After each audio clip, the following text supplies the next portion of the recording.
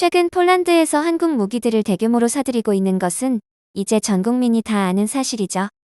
그런데 폴란드에서 우리가 알고 있는 무기들 외에 아예 한국 군대가 사용하고 있는 무기들을 컨트롤 V 복사해서 폴란드군에 붙여넣기를 하려는 모습에 전 세계가 크게 놀라고 있는데 왜 이런 모습이 나오고 있는지 분석해 보도록 하겠습니다. 한국과의 군무기 체계를 다른 한국과에 너무 의존해서 도입하게 되면 그 나라의 국방력이 다른 국가에 종속되는 결과를 낳게 됩니다. 이런 국가를 예를 들면 터키와 인도가 있는데 터키 같은 경우는 나토 회원국인데도 불구하고 러시아의 S-400 대공 무기를 구입했다는 이유로 미국과 외교적으로 틀어져서 무기의 대부분이 미국, 유럽산 무기들인데 지금 큰 낭패를 보고 있죠. 터키에서 한국 K2 전차의 설계도를 사가서 자국에서 알타이 전차를 만들었는데 그 전차의 엔진과 파워팩이 독일산인데 독일에서 수출을 금지시키면서 몇 년째 전차를 개발해놓고 생산을 못하는 지경에 이르렀죠.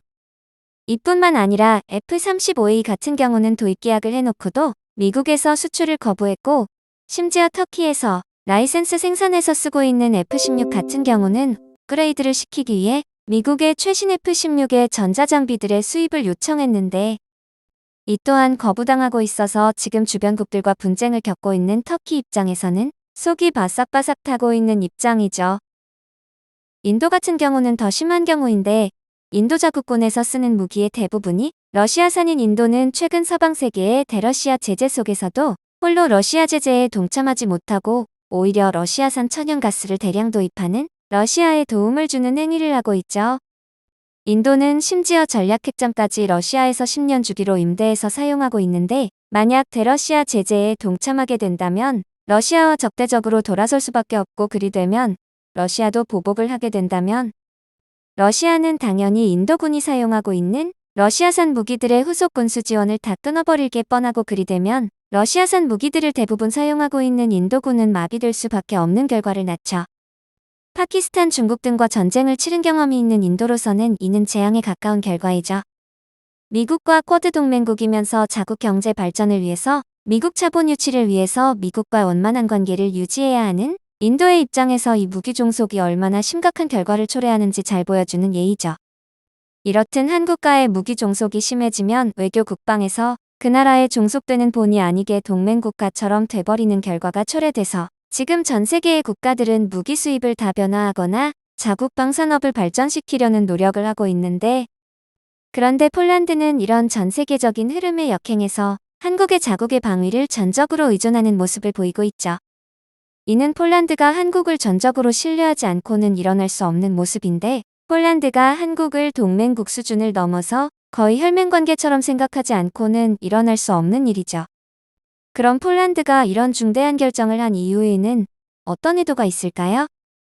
폴란드 지도층들은 한국과 방산협력을 강화해서 자국의 국방력을 크게 강화시킴과 동시에 한국과의 긴밀한 협력을 통해서 자국 산업을 크게 발전시키려는 큰 그림을 그리고 있는 것 같습니다.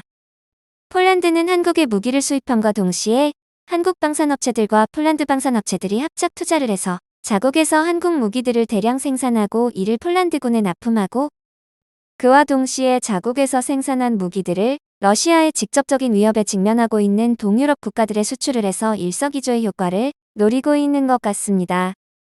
우크라이나 전쟁이 발발하자마자 폴란드는 한국이 도움이 절실히 필요하다고 계속 외쳐왔었죠. 그 이유가 폴란드에 이런 큰 그림이 서 있었던 원인인 것 같습니다. 폴란드는 인구 3,700만의 GDP는 15,000달러 정도 되는 유럽의 약소국인데 이번 기회에 한국과 긴밀한 협력 관계를 발판으로 삼아서 유럽의 강대국으로 도약하려는 야심찬 계획을 실현해 나가고 있는 것 같습니다. 폴란드보다는 못하지만 한국과 이런 협력을 하려고 예상되는 국가가 사우디와 이집트, 아랍에미레이트 등이 있죠. 한국의 방산산업의 발전과 여러 국가들과 쌓은 신뢰로 인해 한국은 세계 여러 나라들과 동맹에 가까운 외교관계를 형성할 수 있게 됐습니다. 앞으로 대한민국은 세계의 여러 나라들과 더 많은 방산협력과 경제협력을 통해서 강력한 동맹관계급의 외교관계를 형성해 나감과 동시에 더욱더 드높은 신뢰관계를 형성해서 한국의 국력이 전 세계로 뻗어나가길 바랍니다. 대한민국의 국위구선을 삐딱하게 바라보시는 분들이 간혹 계시는데 자국 이익우선주의는 전 세계적으로 일어나고 있는 추세입니다.